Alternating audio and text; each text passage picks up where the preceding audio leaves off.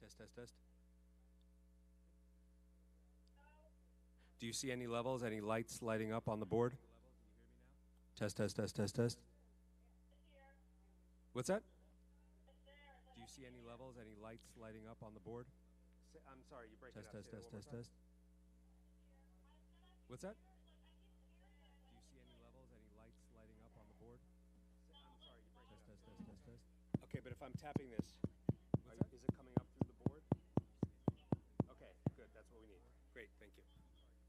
Okay, bye. Okay, but if I'm tapping this, Is it coming up through the board? Okay, good. That's what we need. great, thank you. Okay, bye. Okay, but if I'm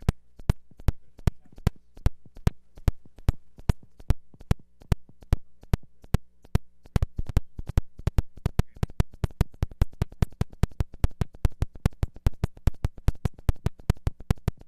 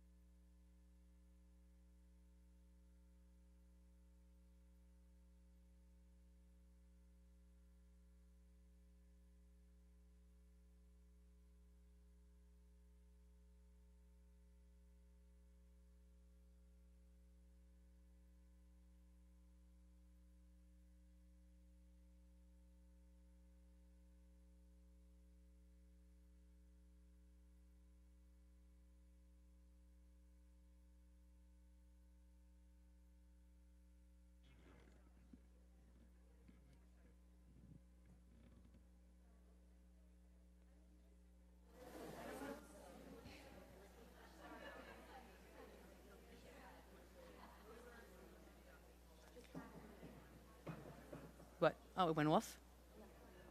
No kids here. They're really not supposed to be kids. But I'll try to. What? Oh, it went Make off? it as. Yeah. Okay. Yes. Okay. Got it. So we can give that disclaimer at the beginning because it was for adults. We're good? We're good. All right. Thank you.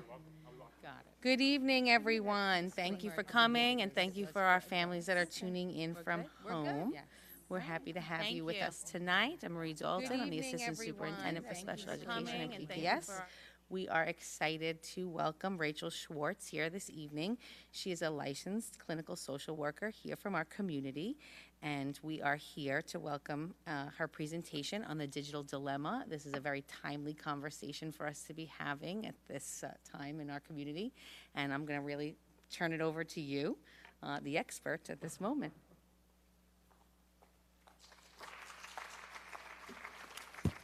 Okay, is this is working? Thank you to Marie Dalton and Kelly Ramsey for inviting me here tonight and for kind of really recognizing the importance of supporting parents during this challenging and unprecedented time. And welcome to all of you, and thanks for joining me. I know many of us have read or at least heard about The Anxious Generation by Jonathan Haidt. And for those of you who haven't, it is basically a pretty scathing indictment of the negative effects of technology on the mental health of our young people. And I speak not only for myself, but for a lot of the parents that I see in my practice and friends and family. There is this feeling of anxiety about anxiety. And I think that it's important to note that Jonathan Haidt is a researcher, he's a professor, he is not a clinician. And we understand the importance of the research and the information, but it did feel overwhelming. So can we take a collective breath and give ourselves some compassion? Because knowing how to help our kids without much guidance ourselves, without a lot of support, without generational wisdom and tried and true parenting tools is very, very challenging. The good news is that, generally speaking, you're doing a good job. Generally speaking, your kids are okay, and any mistakes that you've made, that we've all made, are not irreparable. Even if your kids are spending a Saturday afternoon at Sephora, right? I want to give some hope and confidence, too, that even if it feels like an uphill battle, you do have the power to make decisions that are best for your family. And what I've learned in my practice, working with parents just like you, is that while it might not be easy, and while the results are not going to be perfect, with some dedication and persistence, you can change the trajectory for your kids. But one of the most important parts of starting to change that trajectory is helping your child tolerate discomfort, distress, and uncertainty. And that belief system, that attitude, whatever you want to call it, is so important. And comes down to one basic premise, and that is, I am not going to protect my child from uncomfortable experiences. In fact, the only way that they are going to build strength and skills and become resilient is if they learn to tolerate that discomfort. And we need to give them support, not protection, in doing this. And that's whether we're supporting them as they figure out healthy screen habits or whether they're struggling with a diagnosed anxiety disorder. It's the same thing. And what is support? What do I mean when I say support? Support is comprised of two components: validation and confidence. And you cannot have one without the other. Validation is me saying, I accept that you are having this experience, okay? And I understand that what you're feeling is real and legitimate, and I am not going to dismiss or deny or belittle it. The second component is confidence. I believe that you can handle this challenge. I believe that you are strong enough to face this.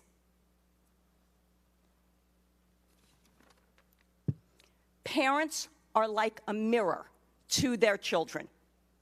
And whatever they see, if they see looking back at them someone who is fragile and not able to handle things, that is what they see in themselves. And when they see someone staring back at them, they see the reflection of someone who is strong and resilient and capable. Then that is what they believe about themselves.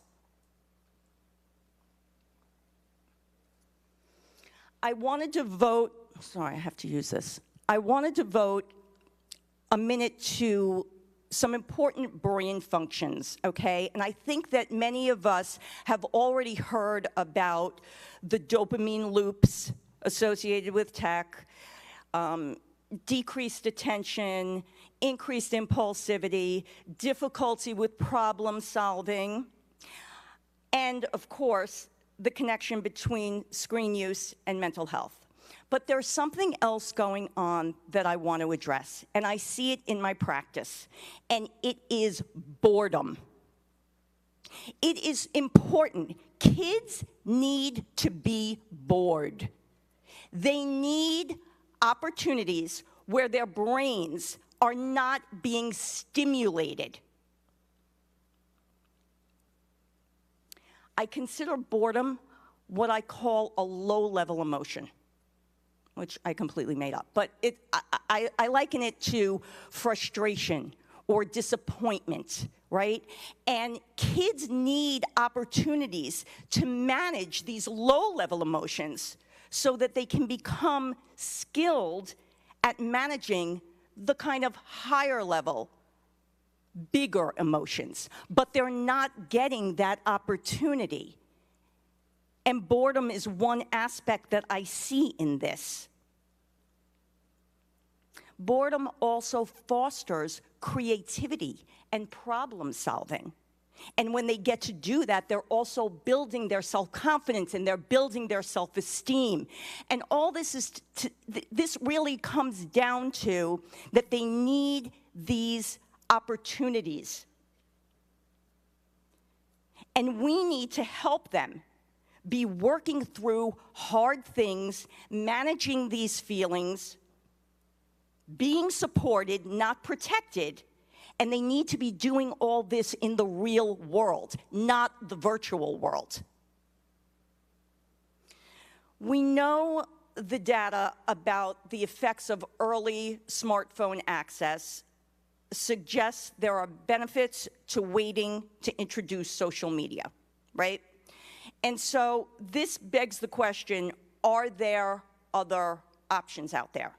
And the answer is absolutely there are. There are more kid-friendly type phones. There's different kind of parental controls that you can have. And in the resource page, the last page of the slide, it has a resource called BARK, B-A-R-K. I don't know if you've heard of it. And it has a lot of really good information, and one of the things it talks about are some of these other options. So I don't think it's really a question of whether the options are out there. I think it's really a question of the kids pushing back and saying, nobody has a flip phone. Everybody's going to make fun of me. You're the worst parent in the world. Yada yada yada. Right? And while I don't think it's ever a good idea to single your child out, I would not suggest that. If you can find a community of like-minded parents, and Jonathan Haidt talks about some of these collective actions that we'll refer to, like wait till 8th. But I know a place that you can start connecting with like-minded families, right? Here, tonight, right here. So I encourage you, after this is over, to turn to your neighbor and ask them, what was useful about tonight? What are some of the issues that your family is facing?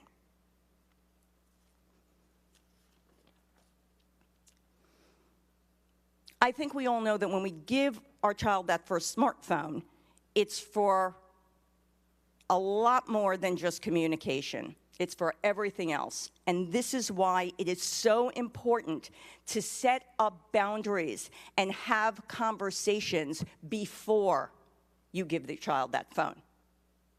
Conversations are crucial, surrounding not only how they're going to use it, how much time you're going to allow, but also about the content that they can access, right? And this often means having to have conversations about topics that might be difficult. Topics like sexual content, death, and grieving. But it's so important to do, because if they're not learning this from you, then they're getting it from either their peers or the internet. Urge them to talk to you even if they're embarrassed. If they ever see something that's confusing or doesn't seem right, that they won't get in trouble. Another resource I have is Protect Young Eyes, and it talks about 10 before 10. That means having 10 conversations with your child before the age of 10, and each one is basically just a repetition of the idea that if they see anything that makes them uncomfortable, that you are a safe space, that they can come to you and you're not going to freak out, and they can talk to you about what they saw. And so what are the important conversations to have? I would say conversations about social media, like filters and AI, so that they understand from an early age that social media life is not real life. Talk to them about the hooks, and you can use that word, the hooks, right, that get us to watch and lure us in with continuous feed, and then using that information to inundate us with more content and to advertise. Talking about what types of communication is okay and where they are likely to encounter it is also very important. So on Snapchat, Instagram, YouTube, or any open gaming system like Roblox, they might have someone ask them, are you a boy or a girl? What are you wearing? Where do you live? Right? We know this is not okay. But again, an intentional, long-term approach to tech is really what we're trying to achieve, and it begins with conversations. One suggestion that I have for addressing difficult topics with your child is to get curious about your own comfort level. So while it's totally understandable to feel a little bit weird about talking about sex, I know there were going to be kids in the audience, it's important to acknowledge that discomfort and treat ourselves with what I refer to as the two C's, curiosity and compassion. When it comes to addressing death and dying, right? What is it that's stirring to us, right? What are we anxious about? What was our experience dealing with those topics when we were young in our family of origin? The point is, before having hard conversations, check in with yourself so you can show up from a grounded place to really support your child. Another suggestion I have is don't worry about being perfect or having all the answers. I always say that fumbling through a tough conversation is better than not having the conversation at all. Be genuine when you don't know the answer. So saying something like, I don't know, but let's find out together, or I'm going to get back to you.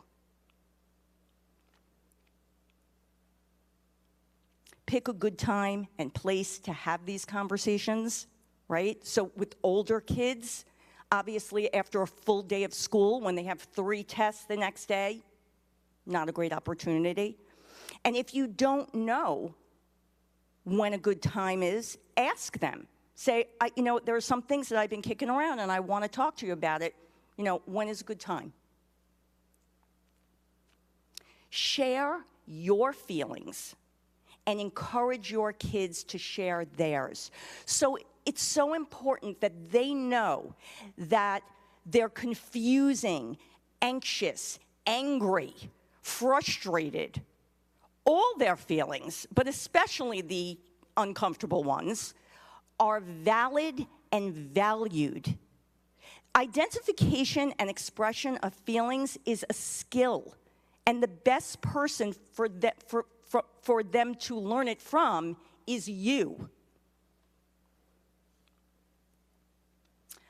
Encourage kids to think about solutions, and I'll talk a little bit about collaborating with your child as to what your digital life and limitations will look like.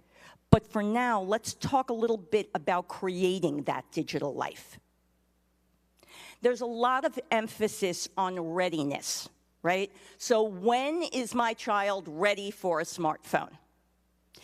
And there are some practical skills that suggest responsibility and maturity. And the one that I would suggest to pay attention to is getting themselves up in the morning and getting themselves to sleep at night. Bedtime routine, right? So if your child can't get themselves to sleep at night, can't get themselves up by the end of middle school, I would help them to do that. And I don't mean once in a while if they've had a late night. I mean every single morning you have to go in and, take the covers off of them. That might be an indication they might not be ready for a smartphone.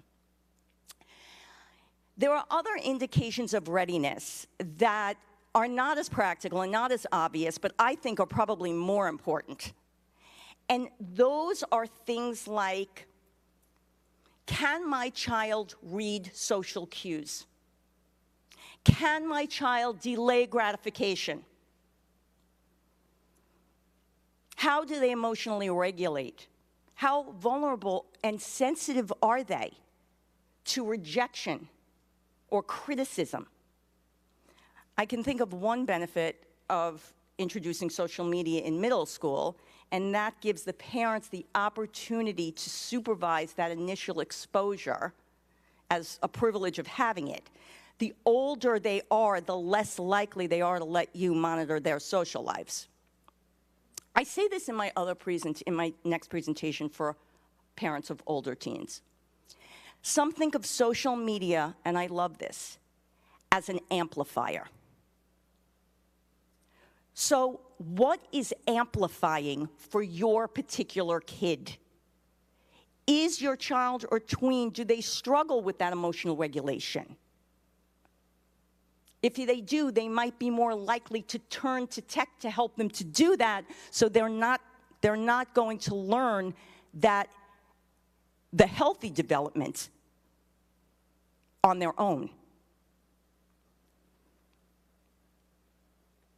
We know for kids who have ADHD, screen use increases in attention and impulsivity. I see many kids in my practice who have social anxiety.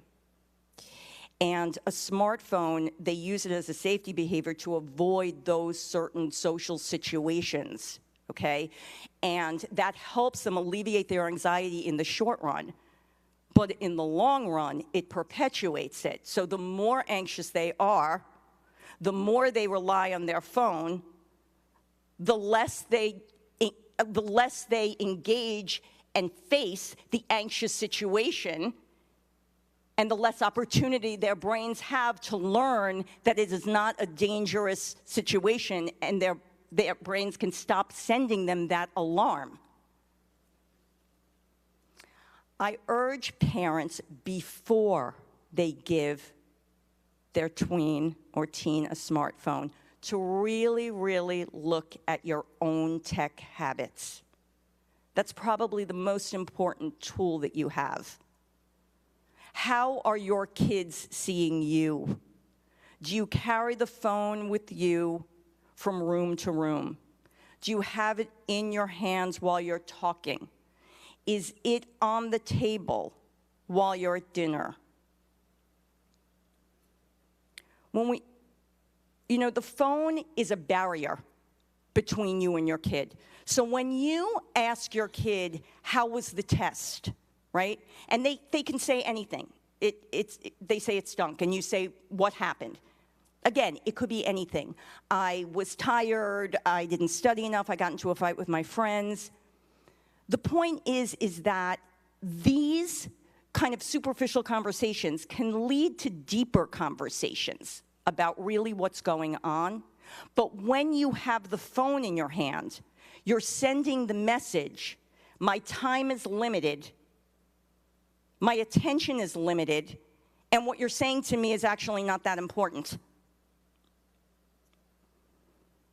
Here are a few other things I would suggest to keep in mind before giving your child a smartphone. I would avoid using the phone as a reward. So I hear a lot that, you can have the phone after you finish your homework, right? So now you've made the phone this glittery prize, this fixation, and they're just going to rush through whatever they're doing in order to get it. I like the idea of creating blocks of time, 20 minutes maybe for younger kids, 30 minutes for older kids. And during this time, you can kind of label it as homework time or rest time or whatever, but you're kind of sending the message that there's no phone negotiation. So when they say, so if it's homework time and they say after 10 minutes, and the block of time is 20 or 30, they'll say, I'm done with my homework. And you might say something like, okay, great, make yourself something to eat or clean out your backpack or something like that. But it's not about phone. Ideally, they will get the message that this is a block of time that's not non-screen time. And somewhat related to this idea of blocks of time with no screens, I really like the idea of reframing non-screen time as a reward. So saying something like, you've been in school all day, having to pay attention, looking at screens. Now you can do whatever you want with no tech, right? So we've changed it to something positive. And during these screen-free times that we're framing as something to look forward to, parents need to embrace this too. So I can't wait to close down my computer so I can take a walk or read or even watch TV. And I want to talk a little bit about two examples of what I consider to be okay use of screens and not so okay use of screens. So, pretty good screen time is putting on a long movie, 90 minutes or more, about characters in a moral universe, right? Characters, good and bad, and there's norms. This can be part of their moral training.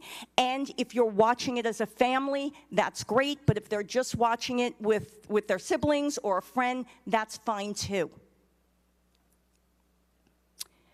What I would really avoid is on the iPad by themselves. They're not consuming a story, or if they are, it's 15 seconds long, and it's typically either degrading or offensive in some way. What parents need to understand is that the iPad isn't like a TV that puts forth a story.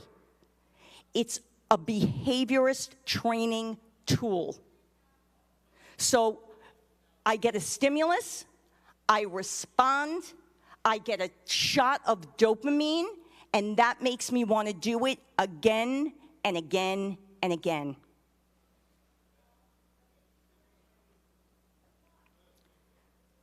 Be prepared to give your kids ideas for what they can do during these no-tech blocks of time, at least at the beginning, while they're getting used to the structure. You know your kids. Obviously, it will depend on their age and their interests, but there's all kinds of information on the internet about non-screen time activities to engage in. When your child is ready for a smartphone and you're establishing expectations and limits, you want to phrase it as a partnership goal, right? So saying, let's set up how we're going to use the phones. Some families like the idea of a family agreement where every member of the family is included when developing that. And when you're establishing some boundaries and limitations, I would start with the following without their input. I would say no phones before school. Their brains need time to just wake up. No phones an hour before sleep, out of the bedrooms and the bathrooms.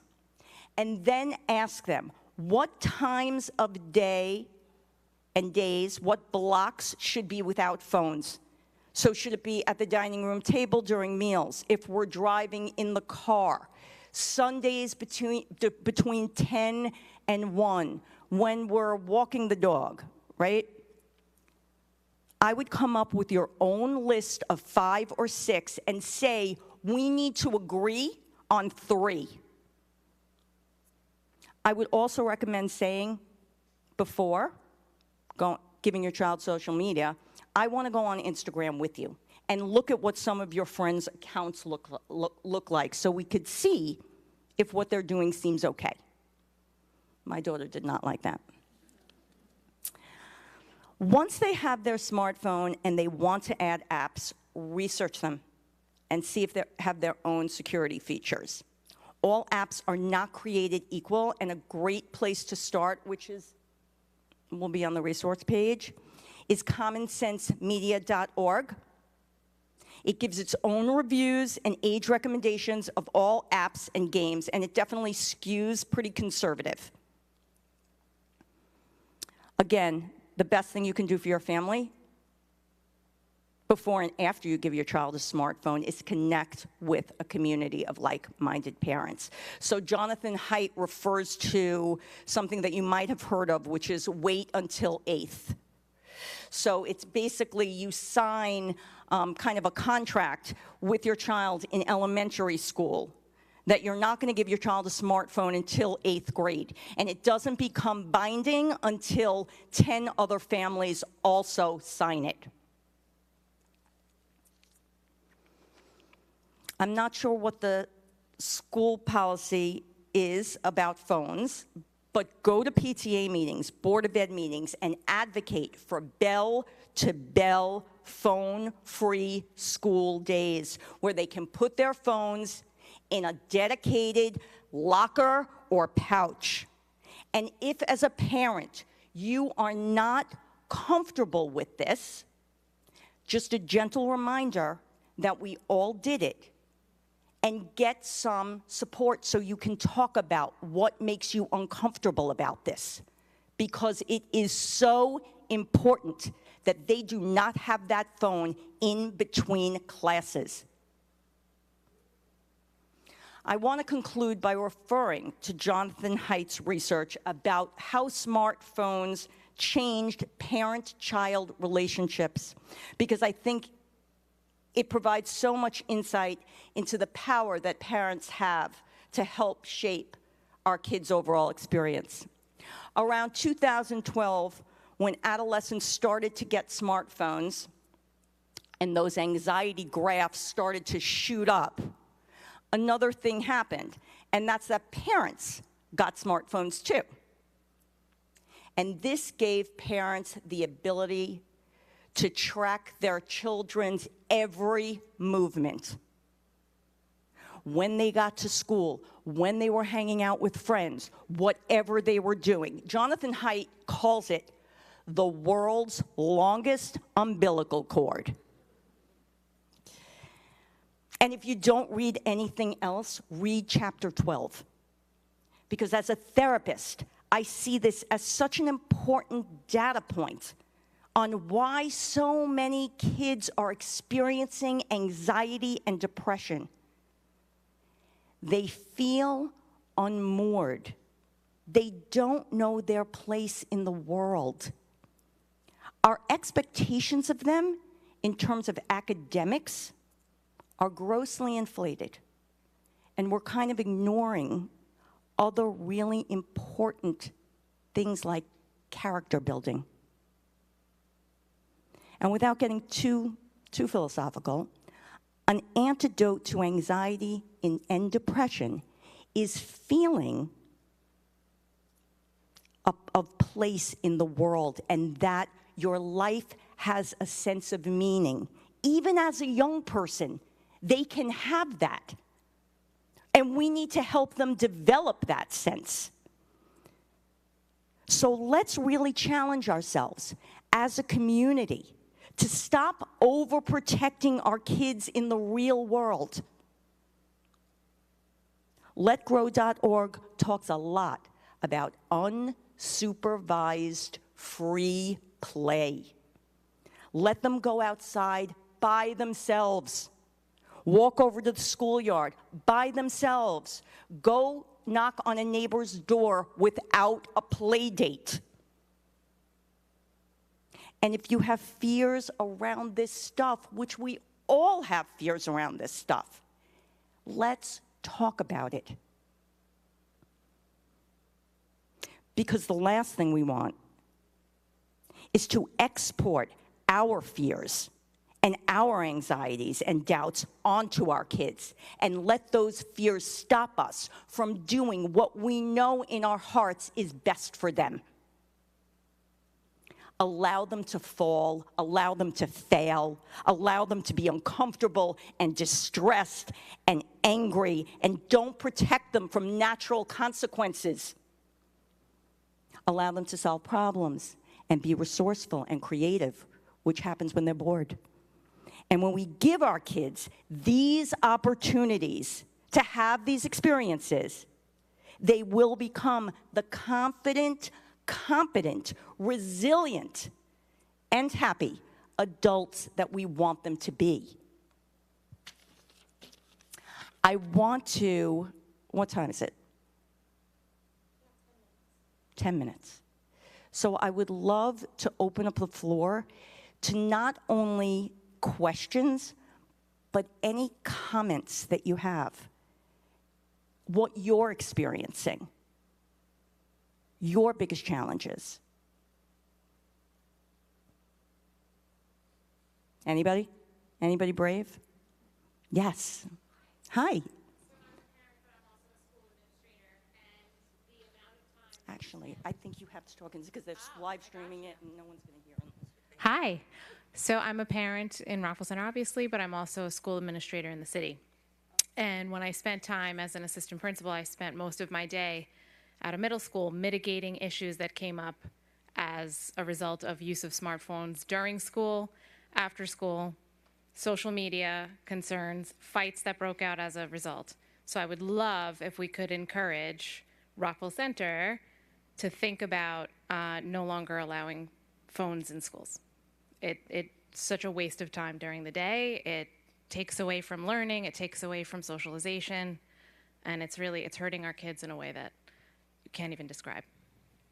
Thank you so much.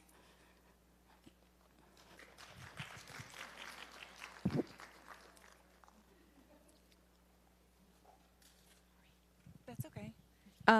So I just want to point out, it actually is forbidden. The policy was written in 2007 and has not been revised since.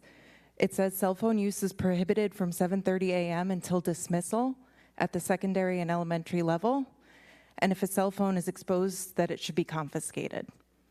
So that is the school policy. So I just implore that we do this, that we do something about it. And I also would note that several of the elementary schools, mostly K-1-2, I think, have officially gone live with Wait Until 8th.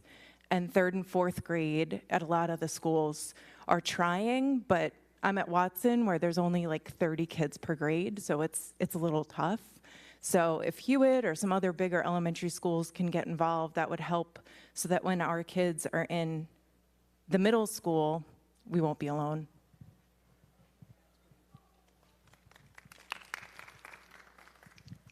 I just kind of want to echo what you had said over there. I'm also an educator and an administrator now in a neighboring district, and my kids go here. I have one in elementary, 2 in the middle, and 1 in the high school. And the middle school is, in my opinion, doing a great job. They do not have their phones out during the day at our middle school here, and if they are taken, and it's taken pretty seriously, which is nice. But then they get to the high school and it's a free-for-all. My daughter's texting me during the day, and I know she's in class. So I'm like, and I try my best not to write back to her. But it's something I think as a community that we need to rally, and the parents need to support it. I think the administrators are nervous that they're going to get pushback from the parents. My kid needs their phone on them, which is not supporting what's going on. I mean, these kids are very distracted all day long by these phones. I teach high school, and it's horrific. It's really, really hard.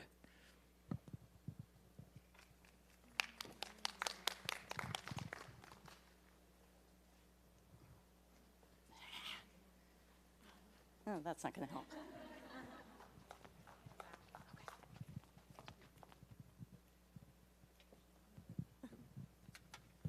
Thank you. I love the wait until 8th idea, but what tips do you have for, every family's going to make their own decision, and some of their closest friends may have them where, let's say mine doesn't.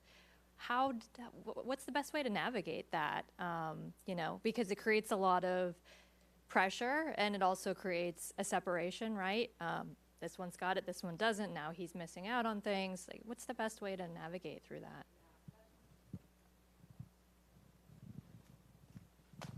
That's a great question, and I think it kind of goes back to,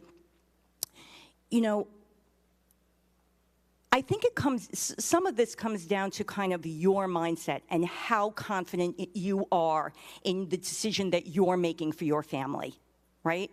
And I think that when we have a certain level of confidence, I guess, in what we're doing, then we're more able to say things like, this is just what we're doing, this is what our family is doing, right?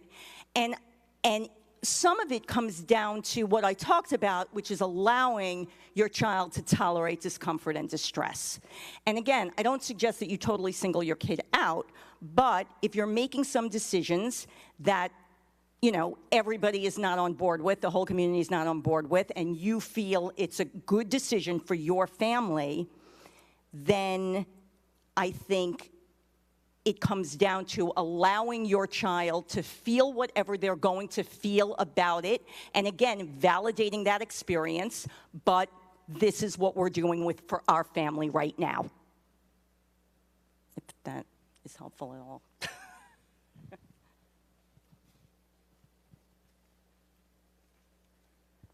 Hi, I have a 6th grader, a 4th grader, and a pre-K.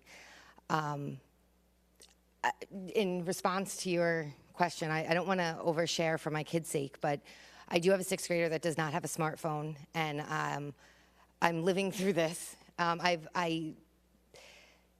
There's a lot of different research on different types of phones, and as parents, we can make those decisions. We have a Gab wireless. I've looked into the Bark one. There's also Pinwheel. I can give you the whole list and comparison chart.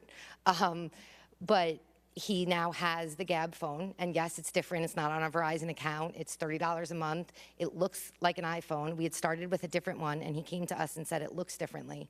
So I agreed to not do the watch and do the phone so it looks like his friends. Taking into consideration, like you're saying, as a parent, important things. He can't group message, I learned recently, only if he starts them, so I'm learning with him. And I had a hard conversation the other day, and I said, you got to tell me, and then we practiced so I could see what he can and cannot do. I also bought a Bark one secretly so that I could test it out with other people, because then you can graduate. I think as a parent, I'm struggling because a lot of his friends do have it. It's thinking about different solutions, like one of his friends doesn't, another has nothing.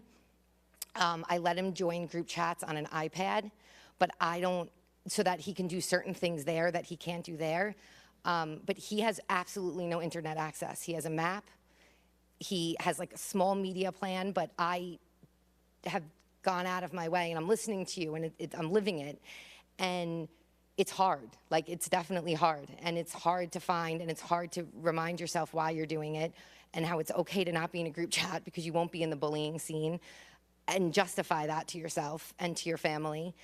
Also, I think part of it is, how do these kids do this when their parents are taking pictures and then posting about the kids and winning certain games, and then you're going to tell your kids they can't do that? So no judgment. I'm just evaluating sort of my peers are doing all these things and then telling your kids you can't. One of the things I read I follow all the ones you mentioned, and Screen Sanity, Common Sense, Protect Young Eyes, Wait Till 8th, there's a lot of them. And one of the things that I read was, and I do this a lot myself, is when I pick up my phone to narrate what I'm doing, because then it helps me to say to my kids, oh, I'm texting about your carpool. It's not that you're not important, but as a mother, most of my time on my phone, I'm doing kids crap, pardon my French. I'm like, oh, I'm registering you for this. And if I can't say out loud what I'm doing, then I shouldn't be on my phone. And it's helped me as a parent put my phone down. And I've left my phone in my office when I finish working, and that's hard because, like, the parents are all texting. So I'll say, wait 1 second, guys, I have to run in and check this. And, like, tables, there's no phones. It is hard when his friends come over and they're on their phones, and do I want to be that mom to say, everyone put your phones away? Or there's certain friends that get in the car and don't participate in a conversation because they're on their phone. And I'm towing that line now because I don't want to be that mom, but I'm also trying to say, put your phones away. And they know when they're in my house. Or I say, everyone go outside, or, so it's a lot. I'm not going to talk forever, but I'm hearing you and, like, listening to you. There is no real answer. And like you said, there's no one to go to ask for help with this, because no one's done this. Like, everyone says, oh, we've all done, nobody's done this. So nobody has the answers, but there are answers and resources out there. And finding the moms that they don't have and trying to figure that out, that's hard too. And everyone says, well, I want to be in contact with them. That's why we ended up getting it, because literally, like, he was out and I needed to pick him up. But there's ways around it. So. That's amazing. It is really hard. And good for you for making those choices, the hard choices, because it's much easier not to. Any other questions or comments? Oh, sure. Yeah, I just wanted to say thank you because for, doing this for our school district. It's unbelievably important. Just one thing that my family does is we limit the time that they can spend on any app. My daughter's in 7th grade. She's our oldest. My son's in 2nd. We don't worry about him. I have no idea how to do it, but my wife does. So it's a very easy way to, keep them off of apps for a certain amount of time and say, like, listen, you could be on this, but I guess maybe doing that will kind of hopefully keep their brains away from thinking, of their phone all the time, right? If they know, well, I could pick it up, but it's not going to work, maybe that's a big thing. But again, thank you for doing this, and I'm hoping that this will hopefully stir up a lot more conversation in our community and have everyone not afraid to talk about it with others, because we're all thinking about it and we're all living it. So I just wanted to say thank you.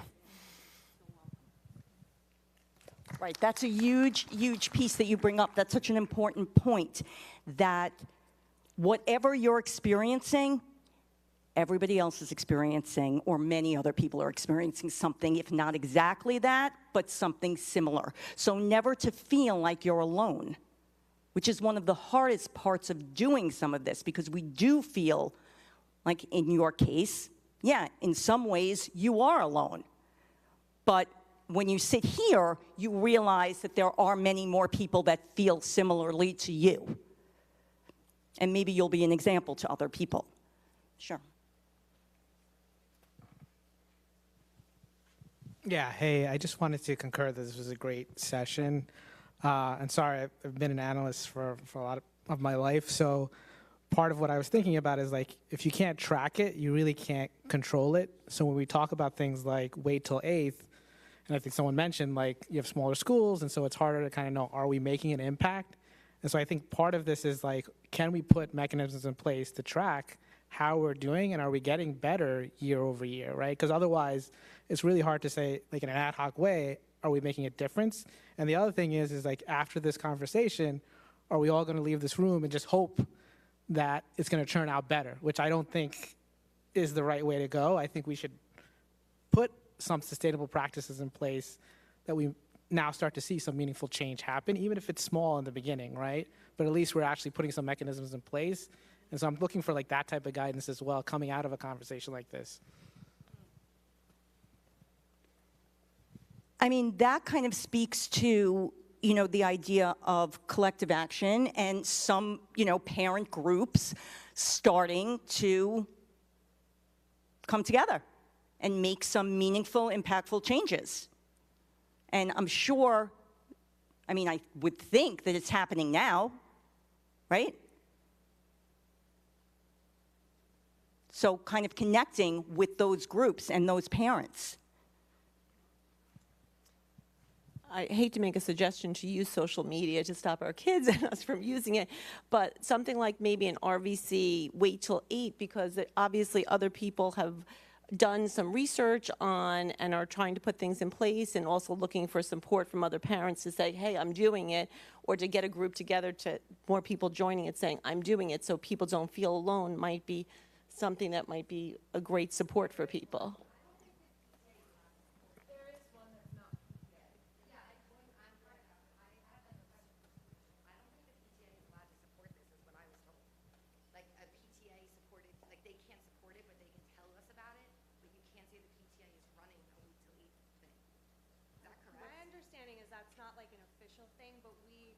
Just didn't feel comfortable. We didn't. Oh, sorry. Hi, I'm the PTA co-president at Watson for one more month. No, I'm not counting. So I don't think it's like an official thing that we can't support it, but we just felt like we didn't want to be the ones out in front of it, because we don't want anyone to feel judged. And it's sort of, at least at Watson, it's very much been the culture that you graduate from 5th grade and you get the phone. And so it's what everyone's been doing, and we don't want anyone to feel badly about that or judged by us. And it's kind of, we just keep saying, like, when you know better, you do better. We have so much more information now, and we want to shift the culture and not have it be the norm that the 5th graders are all getting smartphones. Oh, sorry. So just on that note, for anyone that's not familiar, there has been a sort of like grassroots movement happening in the village, just with like-minded parents. And so it's a very informal thing. There's no like committee or anything, but we set up an email address, and we will have a meetup once in a while. We are talking about doing a book club for the anxious generation, just so that parents can meet and sort of collaborate on this, because I think that we all have to be in this together. And so for anyone that's interested that doesn't have the information, the email address is just wait until number 8, thrvc@gmail.com. And so if you just shoot a note there, we can add you to the distro list. And it's not a very active thing, but when something's going on, or we can all kind of join together. And I definitely encourage, if you're thinking about it, do take the Wait Till 8th pledge, because it has been so empowering for all the parents who've gotten that email saying that their grade at their elementary school has kicked in, and you get the names of all the kids that your child is kind of going to be able to be in this with. So it's very empowering and positive, and yeah.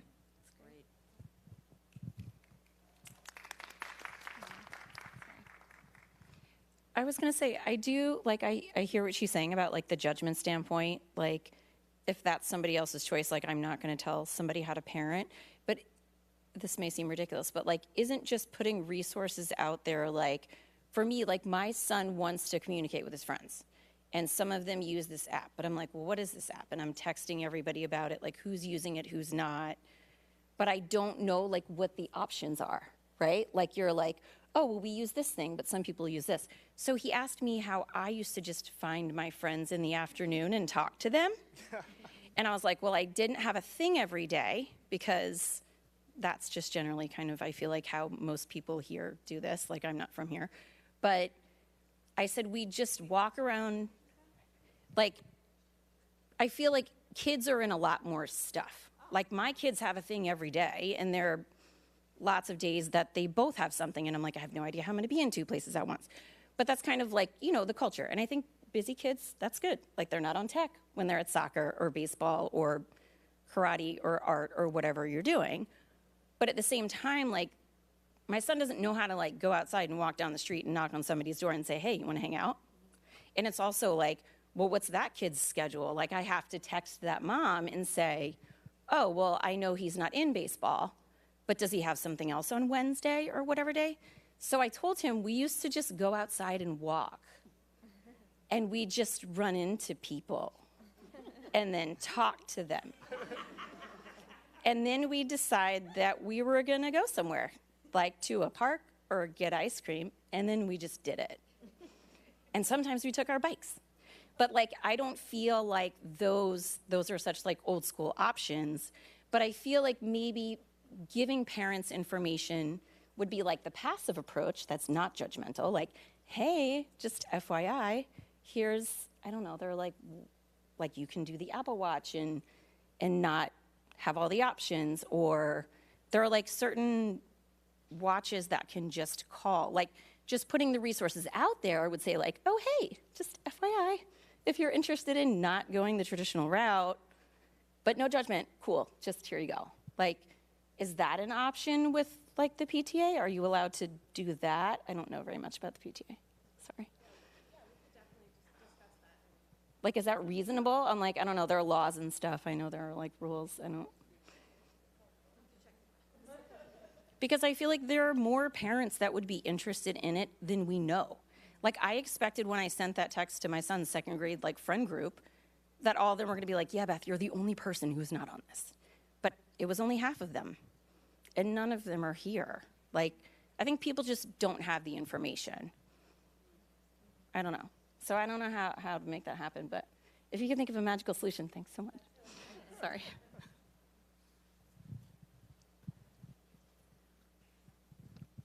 I also think, so I have a 6th grader who has a smartphone, but it's very locked down. He had to sign a contract. We went over paragraph by paragraph. But I do think it's how do we rein in the smart, they're out there. It's, wait till 8th is great for 2nd graders, 1st graders. But for kids who already have phones, I think resources on how to rein it in. Don't sit in the car playing games, which my son is guilty of. But we have downtime. There's no screen, he can text me, you could, I think there aren't enough resources where parents know how to set up the controls on the phones. Because I've had a lot of parents and a lot of kids be Erica set up my phone to not work after 7:30. I don't think parents know how to do it. They do find it. So like, right. So we've had gone through iterations, like change the time. If you change the time, it breaks the phone. So I think that there's not enough resources on how to, if you do have a smartphone, to limit it. Like you were able to do it. Like I know how to do it. I hate to say it, a lot of the resources that have helped me are on social media. So it's not ideal. I mean, I've read a lot of those books that you had up there. Yep. But also, I joined every parenting in a tech world, Yeah. legitimate looking group that I could find because I didn't know what different emojis meant, and I need to monitor what she's looking at. You know. So unfortunately, sometimes the answer is on the outside, Right. or at least for now. Yeah. But we're also like no social media till high school. Like, can I have Snapchat? No. Find another way. Like, and I know friends don't all have Snapchat, so you can't tell me all your friends have Snapchat. So I think there are ways to limit it, like in the world, but like teaching parents how to like kind of rein in what's out there is important too, as opposed to like starting at this, like, as young kids, it's easier to wait till 8. But I think once it's out there, the resources on how to limit it kind of need to be more available. Yeah.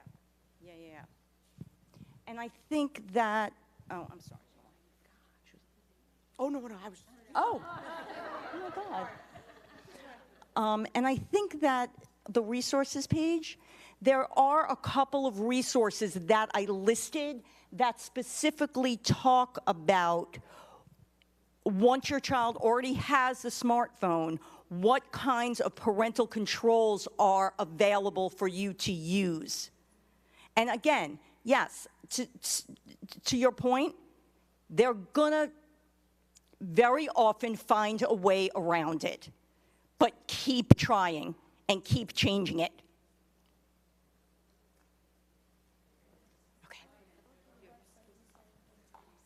Okay.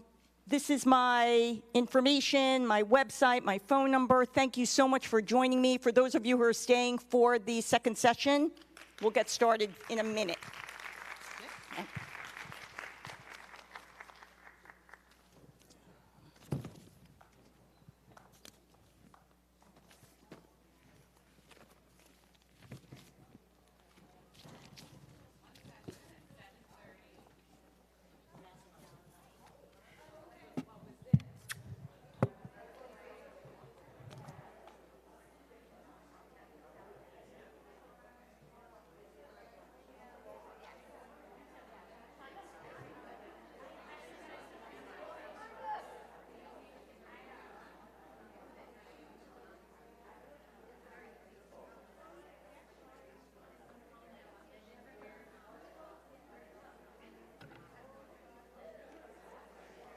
Good, how are you?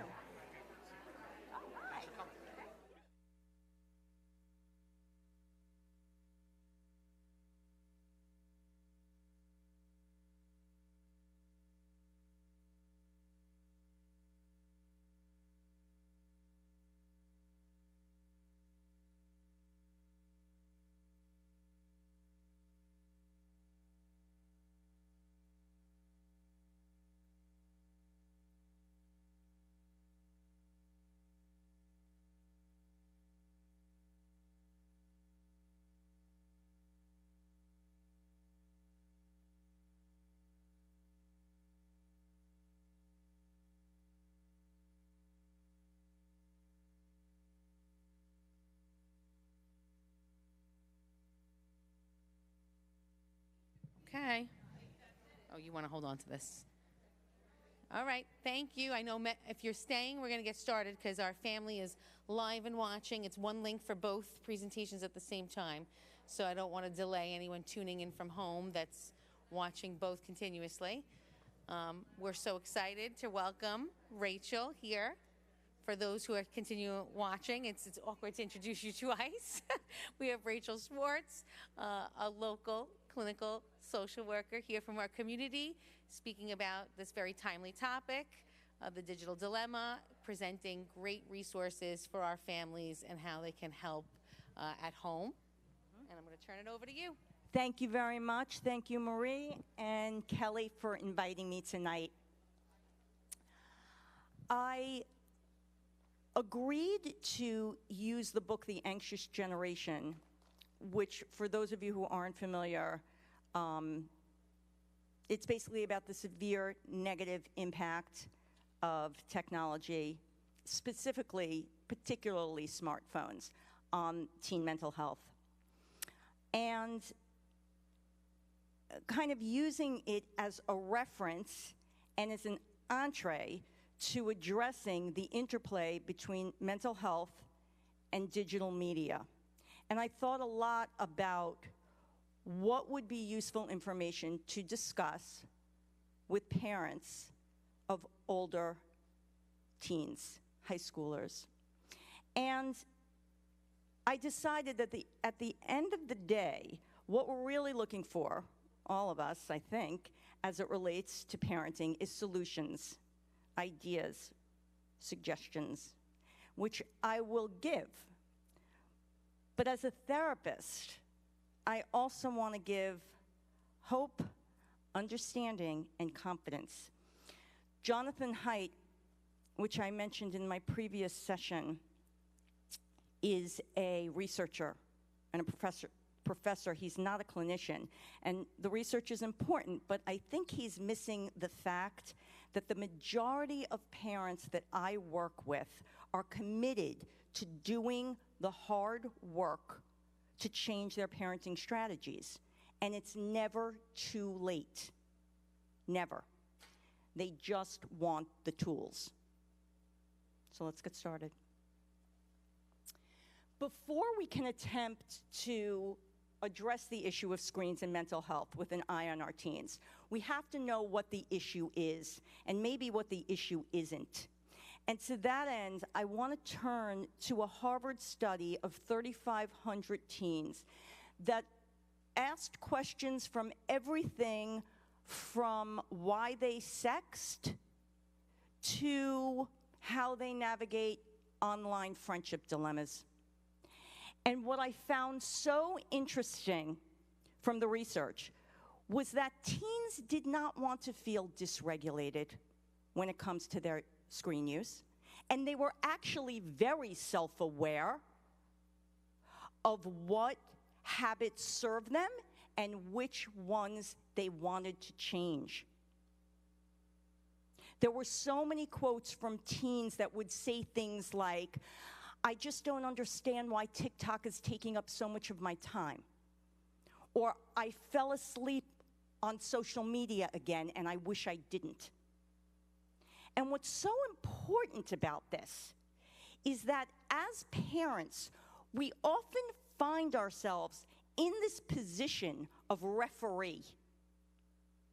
But when we recognize that the teens' concerns are actually a lot like our own concerns, we can shift the conversation to more of a we're in this together mindset. And when we start the conversation with the recognition that teens do want more agency and control over their tech habits, we can play a supporting role in helping them to do that. That means really checking in with ourselves. Because when you engage with your child, especially if emotions are running high and you want to yell, "You're always on your phone. Just get off your phone." That's really an opportunity to take a deep breath and ask ourselves, what has got me so triggered? What is going on underneath this, right? There's anger, but what's beneath it? Is there some guilt at having given my kid access to this before maybe I thought was best? We need to use what I referred to in the previous session as the 2 C's, right? Curiosity and compassion. And figure out what's underneath the yelling in order to show up less reactive in the future. When we can acknowledge that the features that tech companies use build in to the apps and the devices to lure us and lock us in to more scrolling and more feed, they're compelling for everybody. but they're even more compelling for teens because of their developmental sensitivity to peer feedback and validation. So when we yell, just get off your screen, get off your phone, it's not that easy. And when we have the lens of, wait a minute, this is so much bigger than my kid, my family, even my community, and realize what we all know, that the tech companies are making money, and that's it. And if they're going to exploit our children in the process, then that's what's going to happen. And all this is not to be so gloom and doom, but it's just to encourage us to infuse our conversations about tech with the 2 C's so we can shift our focus and try to understand what's hard for our teens, but also what's good and compelling. Asking about the good stuff first is actually a great conversation starter. Because when we just ask about what's hard, they'll kind of see right through it, as we already suspect the worst, so anything that they say is going to support that. We also want to be super aware as parents, teachers, and communities to what's called differential susceptibility, and it's a really relevant piece of media research. And here's a powerful metaphor that illustrates it. It's a floral metaphor, which you might have heard of. So orchids and dandelions. Orchids are much more sensitive to things like weather and light. Dandelions, much hardier. Know your kid and begin to think of social media as an amplifier. And the question is, what is amplifying for my particular kid? Another important element to knowing your child's particular sensitivity is also being curious about the content that they are consuming. Because 2 kids with the same sensitivity could have very different experiences. Here's an example. So if I have 2 teenagers that are struggling with body image, and one teen has their feed filled with just the sort of thing that you don't want them to be seeing, disordered eating and impossible body images, the other teen purposely has their feed filled with body inclusivity and body positivity and kind of inspiring content, which actually makes them feel better in their skin. So it's so important to recognize what content they're seeing so that we can better support them. We always want our first reaction to be validating and empathic. And one of the barriers that I've noticed that parents have is that they just kind of want to roll their eyes because it feels so frustrating and so discouraging. And the inclination is to just kind of say, it doesn't matter. It's fake. Why do you care what people are doing on Instagram? And I think that when we do that, we get distracted from seeing the feelings that are underneath what they're showing. So it's really not about Snapchat or Instagram. It's about that your kid found out that they were the only ones out of their friend group that wasn't invited to go hang out, right?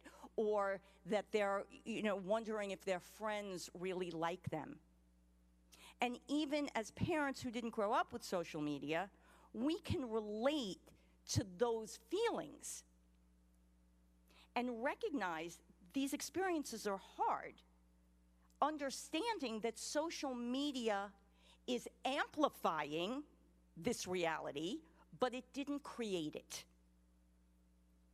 When we can find those familiar seeds of whatever is going on with your teen, we can tap into compassion, Follow with validation and curiosity, which paves the way for open-hearted and meaningful conversations. In a few minutes, I'm going to offer some practical ways to start these conversations. But I want to address two important specific uses of media. And as our Gen Z kids would say, strap in, because I'm probably not going to get invited back. The first issue is pornography. And I want to open with a quote by Glennon Doyle from her book Untamed, where she writes, "Trying to learn about sex from porn is like trying to learn about the mountains by sniffing one of those air fresheners they sell at the gas station." It's a great quote. We want to take away the shame and the guilt associated with pornography and normalize that it makes sense to be curious about sex. I believe that when we normalize it the same way we do drinking, not giving permission, but being realistic about you're probably going to see porn at some point, and this is what you need to know. And make it part of a larger conversation about relationships. And better yet, make it part of a larger conversation about what's real and unreal on social media and on screens. So just like completely unrealistic standards of beauty and body image with backgrounds that glamorize all that stuff, pornographic material is scripted and it's dramatized. It's also very often aggressive and misogynistic. But the point is, it's fake. And not unlike those unattainable bodies, can lead to comparison and unrealistic expectations that will impact their sense of self and their relationships. Sexting is another really hard topic. And I just want to say that there are many reasons why teens sext, and sometimes it is in the context of a trusting, caring relationship with no negative consequences. I don't know if that makes you feel better or worse. Now, on the other end of the spectrum is pressure, sometimes blackmail, feeling like there's going to be really negative consequences if they don't. Some things that parents say, which this is very significant that we learned from these teens in that study, that some of the things that parents say actually backfire in a general way.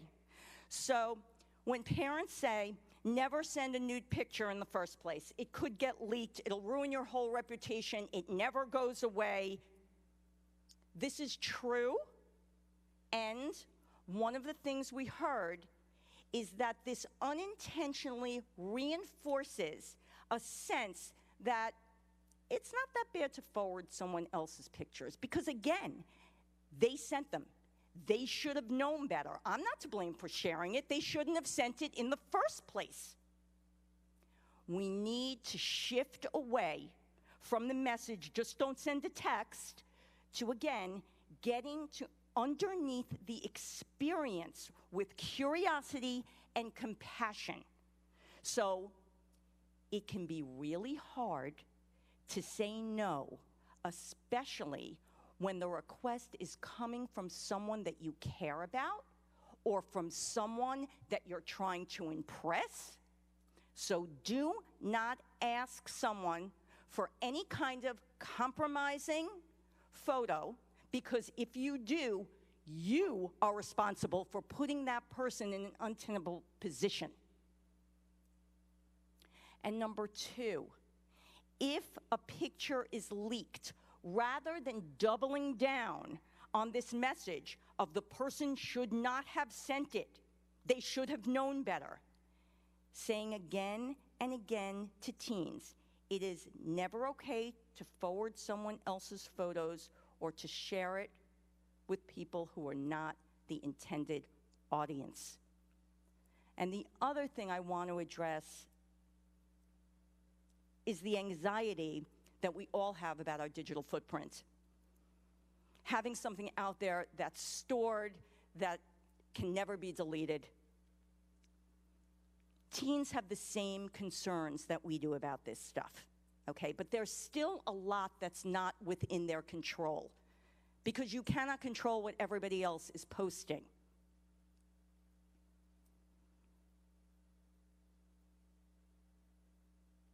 It's interesting how adults will say you should never post anything that someone else wouldn't want online. You have to be really careful about what other people do and do not want shared, which is all valid, okay? Except then I have a teen come into my office and they'll say to me, I found this picture of me at play practice or at soccer practice, and they look awkward and they feel uncomfortable. And they did not want it posted. And I understand that that's not really sensitive material, but again, it speaks more to the idea that sometimes parents are not always adults rather, are not always modeling the best behavior when it comes to maybe not getting permission, but at least saying, hey, is it okay if I post this picture? This is a picture, can I post it? And what this all comes down to is that it's less about limiting screen time, which we will talk about, but more about having conversations with compassion and curiosity and meeting your teen where they're at. And when we look specifically at the link between teens and who are stressed and depressed and anxious and frustrated, or any combination of these, we know that they do spend more time online, and there are more problems associated with their usage. And we don't know the exact interplay, whether the excessive use of technology causes these experiences or whether they're having these experiences so then that they turn to tech in order to self-regulate and deal with those feelings. Either way, we know that excessive screen use just isn't ideal long-term as a coping mechanism. And what we have to recognize is that two of the major problems with it is that very often the use of screens exacerbates an already existing condition. And I talked about this a little bit in my last session, this idea of social anxiety, okay? And with older teens, what I see is them not confronting their social anxiety because they use screens instead of in-person engagement. And then they also use screens as kind of a more passive behavior. So instead of having to confront the socially anxious behavior of making eye contact, they stare down at their phones, which is kind of a socially accepted way of avoiding that. And if I'm working with that teen on social anxiety, we have to slowly reduce that behavior because the exposure therapy is not going to work if we're not actually exposing their brain to what it needs to learn. We know that burying themselves in a video game or scrolling is passive and avoidant, and those are two really important terms when we're talking about mental health, because teens need to learn the opposite if they're going to change their relationship with their anxiety, which is the most common mental health issue that I see associated with tech and screens. They have to learn how to allow, lean in, make room for that discomfort, and parents need to learn how to help them do that.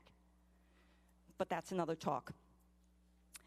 Before we talk about limiting screen time and setting boundaries, what can we do to generally improve our screen health?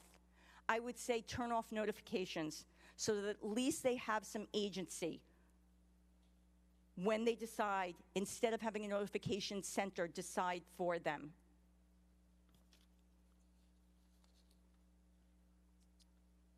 Help your teen build screen self-awareness and media literacy by asking yourself out loud and modeling for your teen, am I using social media right now as an escape? Am I using it for approval?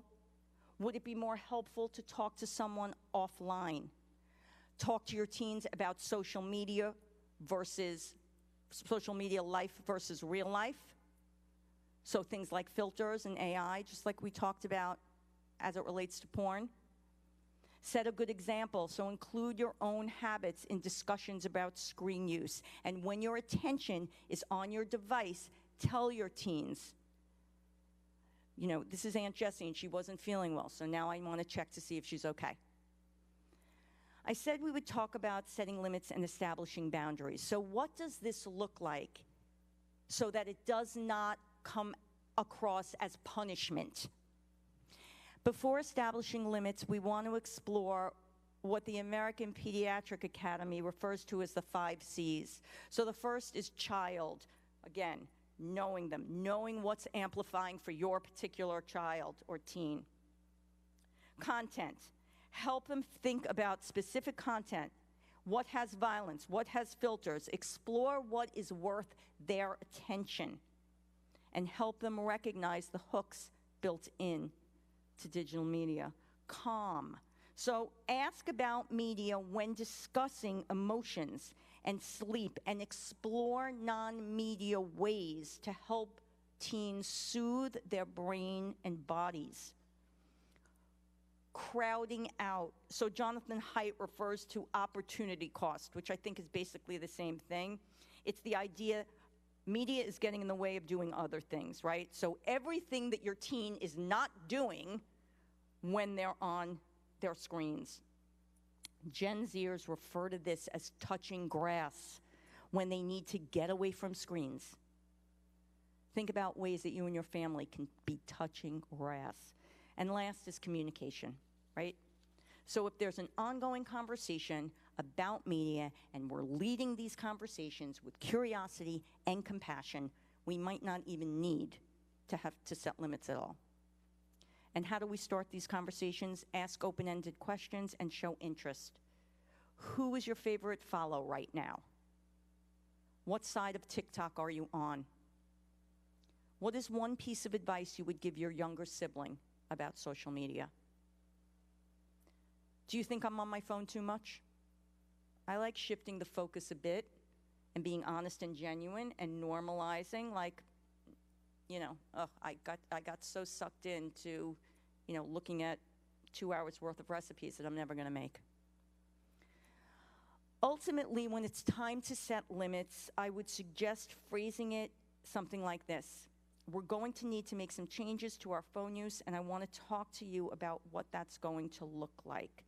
And then I would come up with a list of 5 or 6 and say we need to pick 2 or 3. So the list might be no screen Sundays between 12 and 3, out to dinner, in the car, when you're walking the dog. And don't get mad at me, but I would start with sleep and take the phone out of their bedrooms Sunday through Thursday, 10 p.m., to 7 a.m. They can have it on the weekends. Even small changes are going to feel like a big deal to your teen, so go slowly.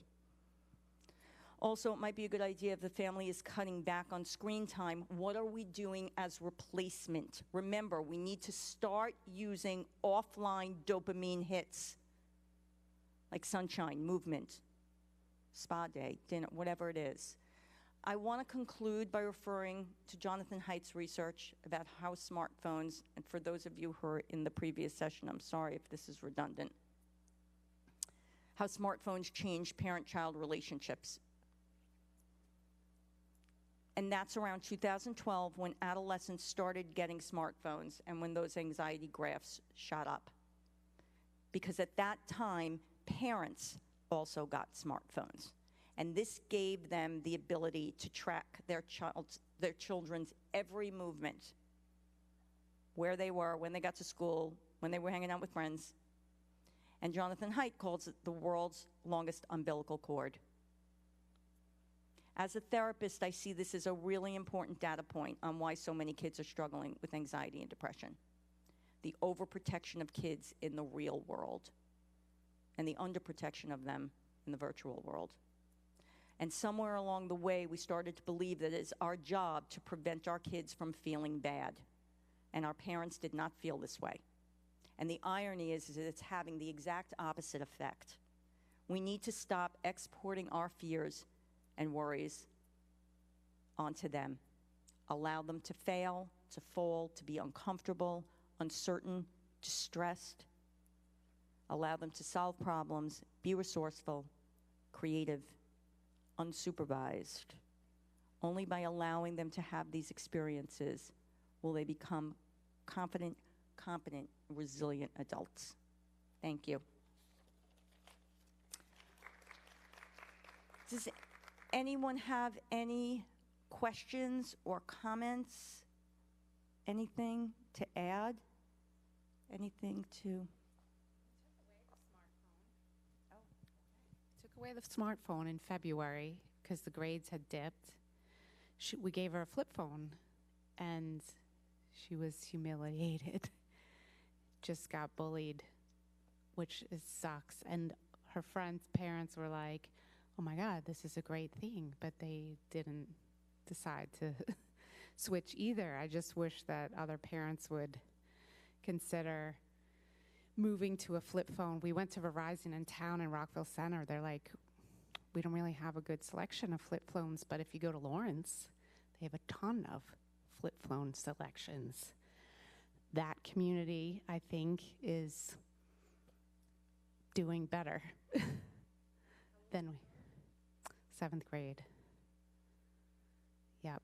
So she still had the ability to call her friends, text her friends, but we tried to eliminate, while she's brushing her teeth, the scrolling, the constant scrolling, the not talking to us in the car because she's just flipping, you know?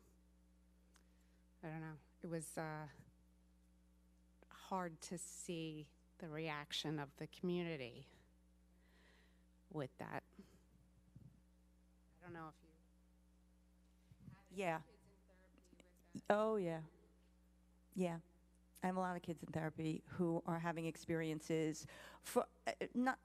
Some of it has to do with phones and social media, and some of it has to do with other things that are causing, being kind of dumped by your friend group. I have kids who are experiencing a lot of those experiences. And the only advice that I have, I guess one of the questions I have is obviously what she's experiencing in terms of the pain of dealing with being isolated and not having friends, right, is one aspect. But is that overshadowing any of the benefits that you've seen? But she got all A's. So that's a very, unfortunately and fortunately, it's a very typical scenario. So one of the first signs that we see is the grades dip. And the minute you take that away, everything starts to get better, except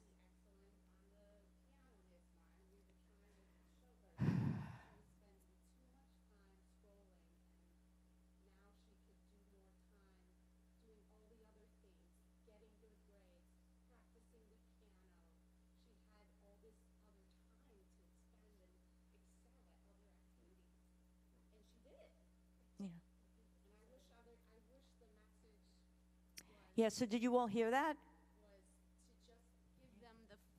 to just give them the phone so you can still reach them when they're late. They can still call you. They don't need all that other social media stuff.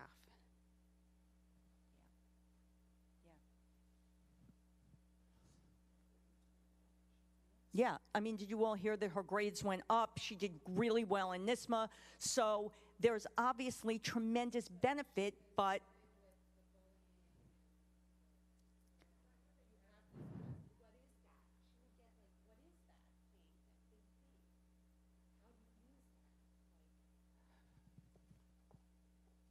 I'm just wondering, in the first one, there was someone who talked about a phone that looks like a smartphone, but isn't.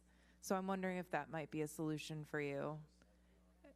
The Gab phone, they said, it looks like an iPhone, but it's not. So I don't know it personally. Someone mentioned it.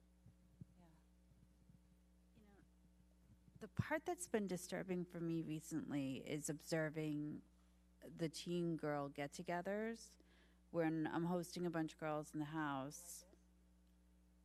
I mean, I'm like, why is it so quiet? What is going on? And I go down there and they're all at their phones, finding out what's going on with their other friends and I'm like, I want it to be like one mom had mentioned, like, you don't want to be that mom, but I am at that point where I want to be that mom, be like I used to collect the keys when we were all drinking at 18. I'm going to start collecting the phones at the door, like, because I just don't see the point.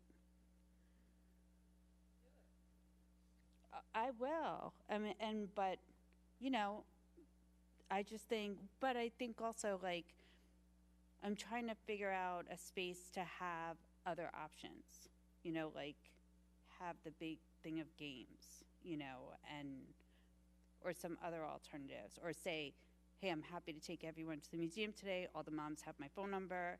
No one's bringing a phone. So, because we've done that too. We've walked through the city, and these girls almost get run over because they're on the phone the whole time. As they're walking around, I'm like, look at what is going on around you. Do you even know what street you're on? It's very frustrating. I don't.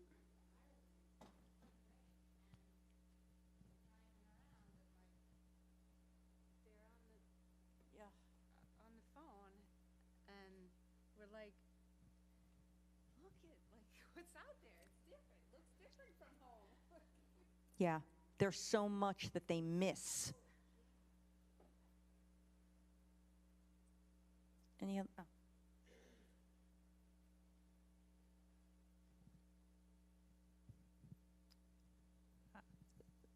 So first of all, thank you. I think both presentations have been really helpful and just opened a lot of conversation topics. And it's a great starting point. What I'm just curious about, so I do find it very interesting that particularly for our teens and as they become adults and us as adults, we all struggle with this same thing, the mindless, like how many adults do we know who are also mindlessly scrolling and using, yes, we're on our phones a lot for like practical reasons, but I think most adults would like to limit their own screen usage as well, if we're being honest.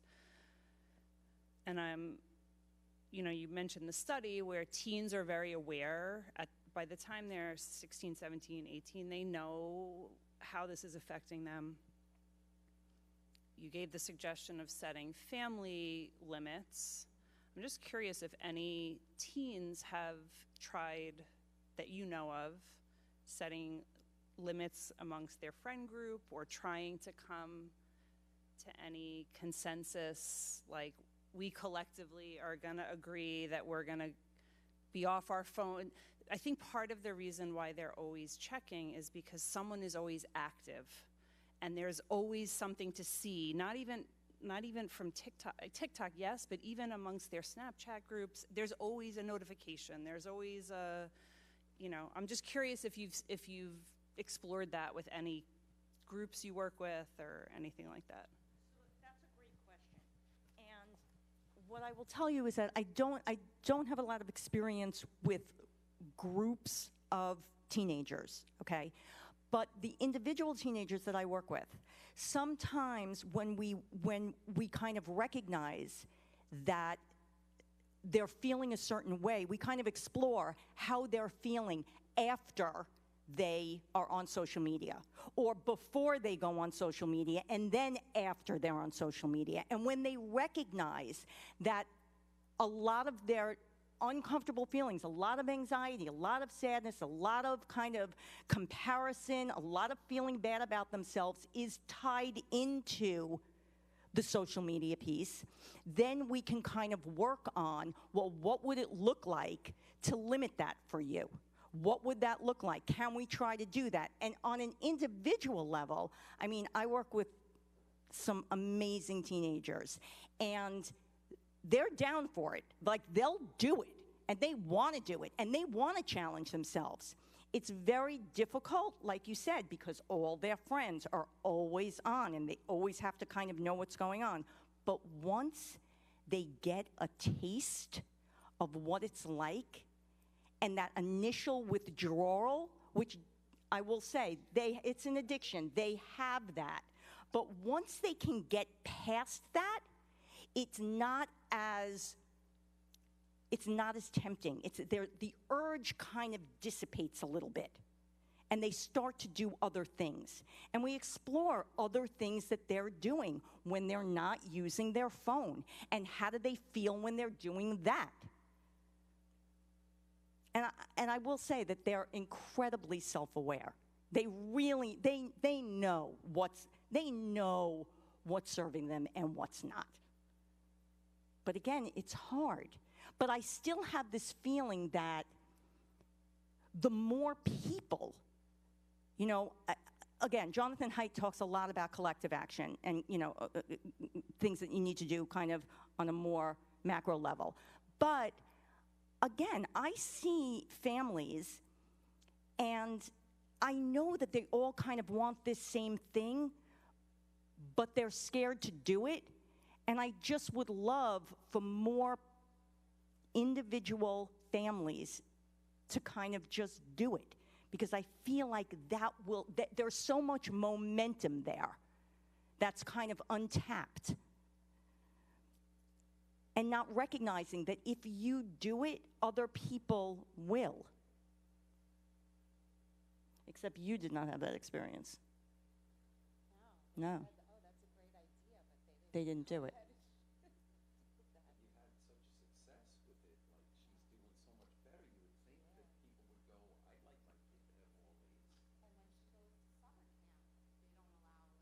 Right.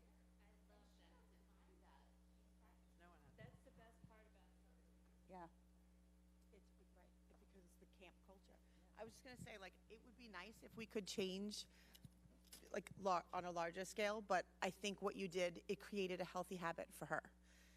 It might have been forced, just like I remember my mom would say, like, you can always blame, I always had the earliest curfew. I hated it. My parents were the strictest. But I had that excuse when I wanted to leave a situation. I remember them saying, blame us. They always think you have the earliest curfew anyway. And it did work for me in some tough upper teen situations. And I think even if we have a docking station, if she brings her phone to her room, and it's on weeknights, weekends. The 7th grade. I don't want it in her room. I mean, she's allowed to have it with the suction cup when she's doing her silly skincare things, sorry. But it stays in it should not, because the notifications on some of these group threads are 11:30 at night, 1 o'clock in the morning. And she knows it's our phone, it's our property, we have the right to check. I'm horrified, no judgment to somebody else, but with some of the times.